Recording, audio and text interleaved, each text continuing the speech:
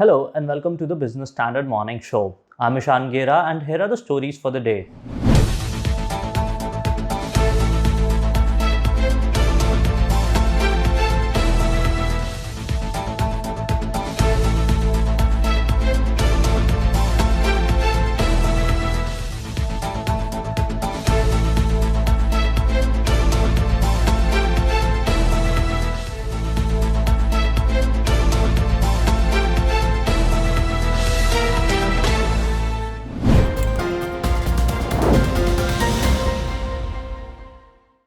Two of India's largest business houses, Reliance and Adani, have committed huge sums of money and are aggressively moving towards building infrastructure for clean energy.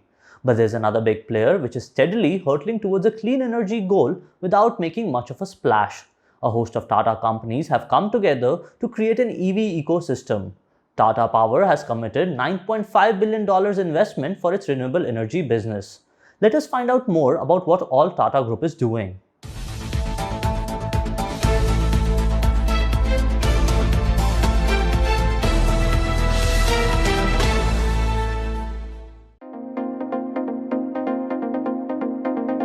The moment one lands on the website of Tata Power, one of India's biggest integrated power companies and part of the $311 billion Tata Group, they are greeted with a banner that encourages customers to embrace renewable energy and do green.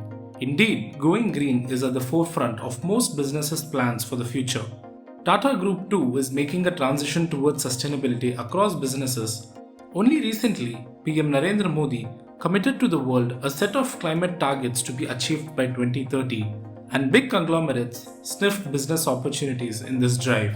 Tata Motors said in October last year that it would form a new subsidiary for its electric vehicle business and invest $2 billion for new models, dedicated battery electric vehicle platforms, charging infrastructure, and battery technologies. Tata Motors dominates EV sales in India with a 70% market share. Chairman N. Chandrasekaran recently said the group is drawing up plans to manufacture batteries for electric vehicles as part of a broader plan to be future ready by investing in renewable energy, hydrogen, storage solutions, and the circular economy. Last week, Tata Power said it would spend $9.5 billion in the next 5 years to expand the capacity of its renewable energy business. The company holds a strong leadership position in various renewable subsegments, including solar EPC, solar pumps, and EV charging. It is also setting up a 4 gigawatt solar cell and module manufacturing plant in Tamil Nadu. So in lieu with the government vision, I think a lot of capex has been planned out on the renewable side of the business. So Tata Power is not an exception also. So I think it both maps the vision in terms of what the government is expected to do. Also, the ESG norms are something which are going to be extremely critical moving forward. So if you look at the Paris agreements, the Kyoto agreements, to attain carbon neutrality, I think is something which every company has taken very, very seriously. So for power companies specifically to move from thermal, which are the biggest contributors to carbon emissions, to clean and green energy, I think it's a welcome move in terms of fulfilling the ESG criteria also. In fact, a lot of companies, even in other spaces, including cement, steel, you're looking at paint companies, everybody's probably looking at some sort of a target in terms of carbon neutrality. Tata Group's moves will put it in competition with Mukesh Ambani's Reliance Industries, which earlier this year announced plans to invest $76 billion toward clean energy projects.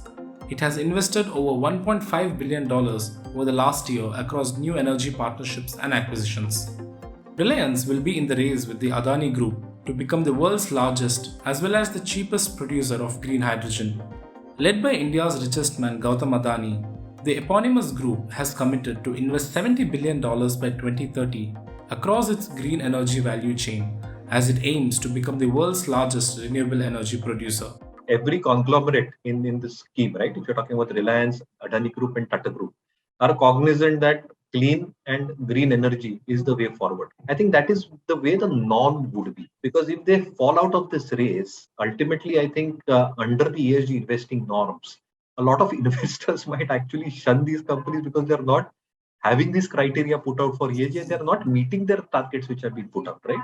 Whether we like it or not, I think these companies are going to pursue that. Reliance as a group, again, I think the oil to chemical, you're probably seeing a huge transition happening, green hydrogen, which Adani is also probably exploring into. If you are a low cost producer, you've got export opportunities if you satisfy import and internal demand as well.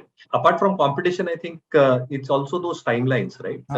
And it's very healthy in my opinion. So I think if one group is satisfying a part of its business or a substantial part of its business in the next 5 years, they will get larger preference. So the point I'm trying to raise is carbon neutrality has become a damn big issue when it comes to global investing. And if one group is successfully transitioning faster than the other, the interest probably shifts to that group. As the global energy transition gains momentum, Indian companies too are making commitments that are in national, global, and investor interest.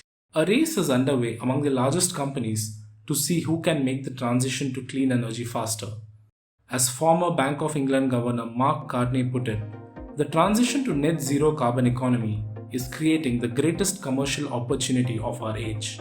Companies that are part of the solution will be rewarded, and the ones who lag behind will be punished.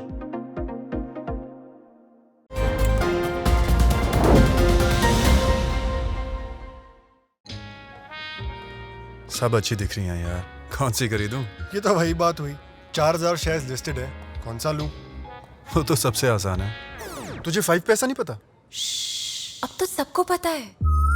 5 पैसा पर है 4000 stocks की research, technical tools और investment ideas. Download 5 पैसा now. अब तो सबको पता है, investing made easy and rewarding with 5 paisa. Investments in securities market are subject to market risks. Read all the related documents carefully before investing.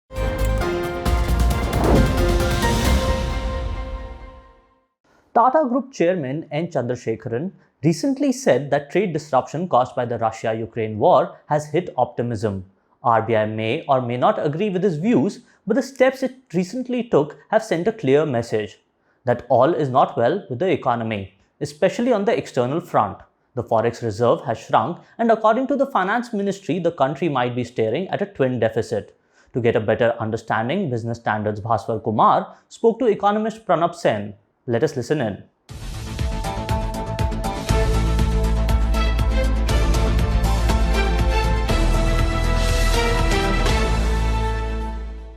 Hello and welcome to an exclusive interview with Pranab Sen, Country Director for the India Program at the International Growth Center. Welcome, Mr. Sen. The RBI is taking a series of steps to attract foreign flows and protect the rupee amid depleting forex reserves. It is acting across 3 channels, if I'm not mistaken. The banking deposit, the FPI debt, and the ECB. Will these measures be enough? These may not, in fact, have been necessary. But I think what RBI is signaling is that the turmoil in the world economy may last longer than we expect. And I think what they're doing is building the groundwork for the future. So, one of the things that in India we are, in a sense, fortunate to have is that the government itself does not borrow from the global market except from the multilateral institutions. And because of that, almost all our external debt is private debt. So the real issue that's facing the government is that if the private transactions tend to go against India, we must build the groundwork to either prevent it from happening, which is some of the steps they've taken, or if one part of our flows go out, there would be other flows that would come in and compensate. So they're essentially creating that framework. And I think that's not a bad thing to do given the uncertainties that we are facing. Of the $621 billion of external debt, over 40% is due for repayment in next 9 months. This will be equivalent to about 44% of the country's forex reserves. First, is this bunching up of repayments par for the course? If not, how will this play out going forward? No, it is an unusual situation. It is certainly not par for the course. Our repayment liabilities usually are spread out a lot better. And I suspect the reason it is happening is that, when the global economy went into this, this is post 2008, went into essentially a huge amount of monetary easing and global interest rates crashed, I think a lot of Indian corporates actually did a huge amount of external commercial borrowings. And since all of these were bunched around a fairly short period of time, the repayment is also getting bunched. Once the RBI actually starts getting serious about inflation targeting now, a lot of these pressures will go away. The pressures will then come much more on the growth side than on either the inflation or the forex. Current account deficit is seen doubling to 3% of GDP this year, and the rupee hitting 82 a dollar by the third quarter before recovering.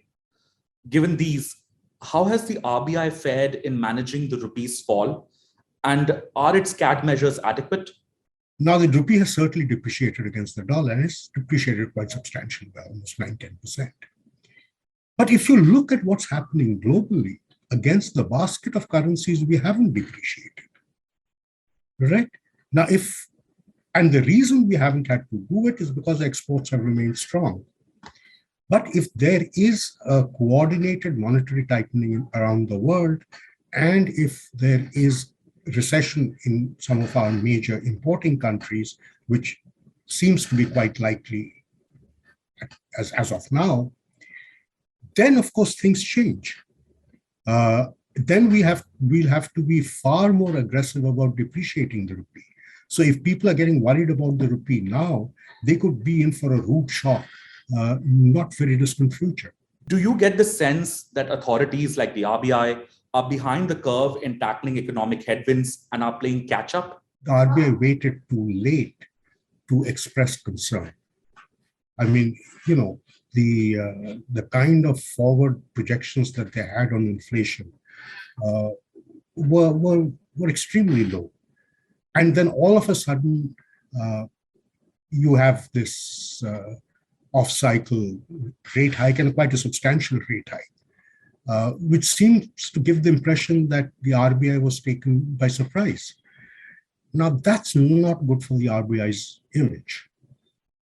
And that worries me, because the RBI's image is of paramount importance. Now, I will have to press you on the current account deficit. By our standards, not that alarming. We've seen much higher before, and we've come out of that reasonably well, thank you. So yes, 3% is high. Anything above 2.5%, and I am concerned. But it isn't remarkably high, right? Especially given the turmoil that we are seeing. So I wouldn't get overly worked up about it. I think what would be of much greater concern is domestic inflation. And now, in controlling domestic inflation, even if the RBI does not target the exchange rate or the foreign exchange, the current account deficit, it will have the effect of correcting that problem as well. We shouldn't do anything which is too draconian.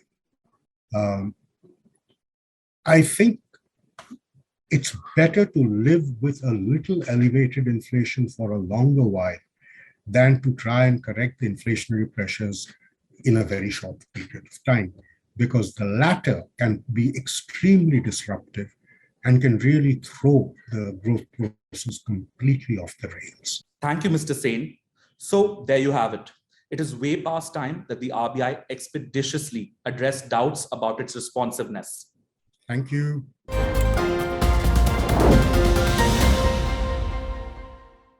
यार मत पूछ यार, फिर से stocks में फंस गया। तो स्टॉक्स के साथ बॉन्ड्स, इंश्योरेंस, गोल्ड में बैलेंस कर। इसमें बहुत तामझाम है। तुझे 5 पैसा नहीं पता? अब तो सबको पता है। 5 पैसा है all in one account. Download 5 पैसा नाउ। अब तो सबको पता है। Investing made easy and rewarding with 5 paisa. Investments in securities market are subject to market risks. Read all the related documents carefully before investing.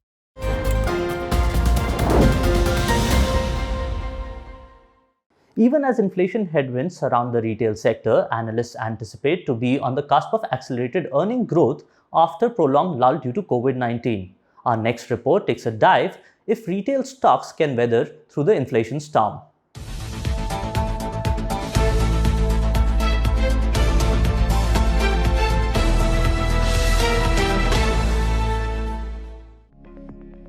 Consumers are returning to malls and standalone shops after 2 years of shutdown across offline retail stores due to COVID-19. This comes even as pinching inflation makes goods dearer. Though the pandemic drove a new trend of digital-centric customer, a recent report by BCGRAI indicated that India's consumption surpassed pre-pandemic growth levels of 17%. Malls too have begun to see increased footfalls in lower tier towns as mobility improves. Now with retailers ramping up their expansion plans in FY23, analysts expect the same-store sales growth figures to improve in the first half of the ongoing fiscal. The sharp rebound in India's GDP growth by 8.5% last year and an expected more than 7% this year augur well for the retail segment. Consumption is picking up very smartly, particularly in metros and urban areas. Does this mean that the retail stocks are very good buys now? Of course, India has one of the best consumption stories and growth stories among the emerging markets in the world. Therefore, from a long-term perspective, retail stocks are very good investment opportunities. And some of them have corrected also. For example, the blue chip Avenue Supermarts have corrected by more than 25% from their October peaks. To fight higher inflation and increase in freight and power costs, Indian retail players have undertaken several rounds of price hikes over the past couple of months. Jubilant Food, Westlife Development, V-Mart Retail, Barbecue Nation and Devyani International, for instance, hiked prices in the range of 6% to 11% in April 2022. Hence, coupled with softer commodity prices, analysts expect consumer spending to rebound in the near term. Retail sector looks promising, not just because of lifting of COVID-related curbs, but also because of shift of consumer preference from unorganized to the organized sector.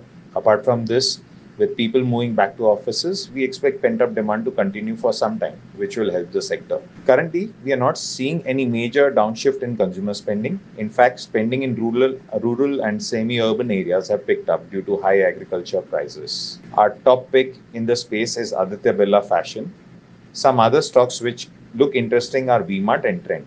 On the bourses, retail stocks have performed mixed over the last 6 months. While stocks like V-Mart Retail, Barbecue Nation and Jubilant Foodworks shed up to 33%, Shoppers Stop, Trent and Metro brands gained up to 56%. In comparison, both the Nifty 50 and the S&P BSE Sensex tanked over 10% during the period. Meanwhile, this week, India's macro data will steer markets as investors track wholesale and retail inflation data for June. Besides, HCL Tech, Mindtree, L&T Infotech and HDFC Bank will be among the key companies slated to report their Q1 FY23 numbers this week.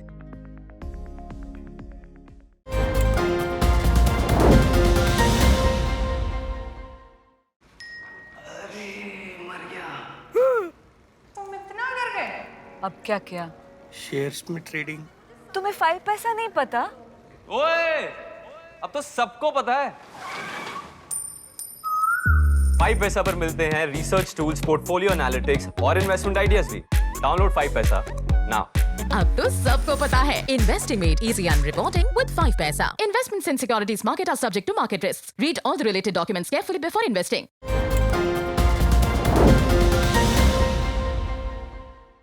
Japanese brokerage Nomura recently said that India's current account deficit could widen to 3.3% of GDP in FY23 from 1.2% in the previous fiscal. Depreciating rupee is one of the reasons. But ever wondered what exactly is the current account deficit? Let us find out.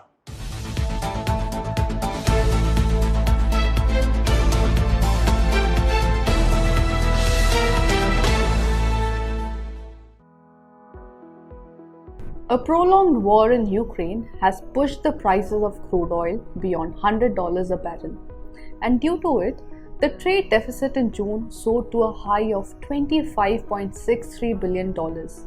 It stood at $9.61 billion in the same month last year. A trade deficit is the difference between the value of goods imported and the value of goods exported.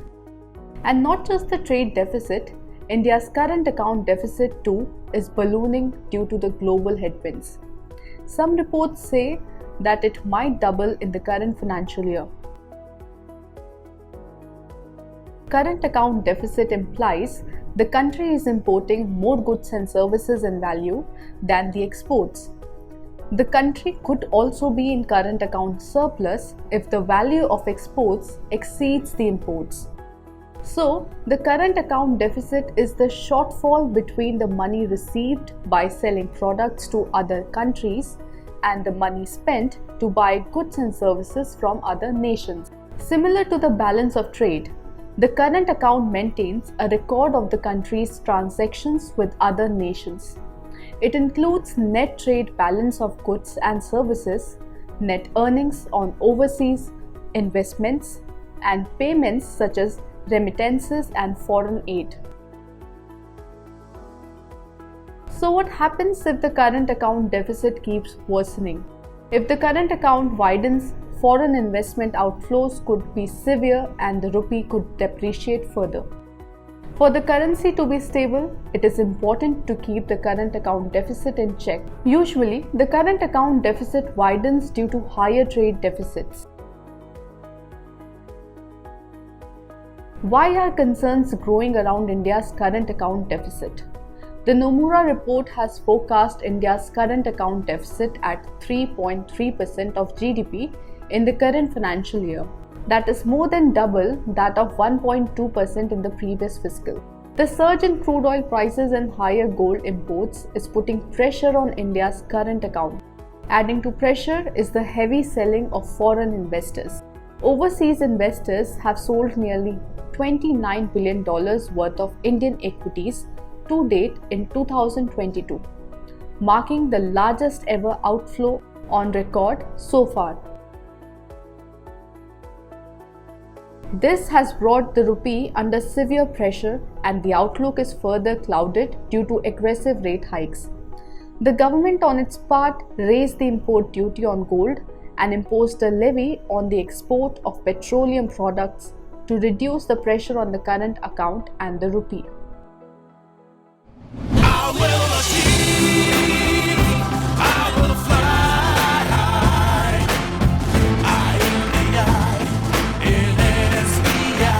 I'm backed by the nation's trusted bank, SBI, the banker to every Indian.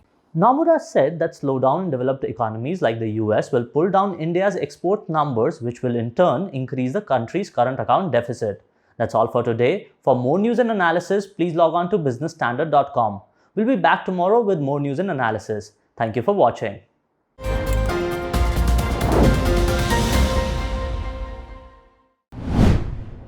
If you like this video, share it and subscribe to Business Standard.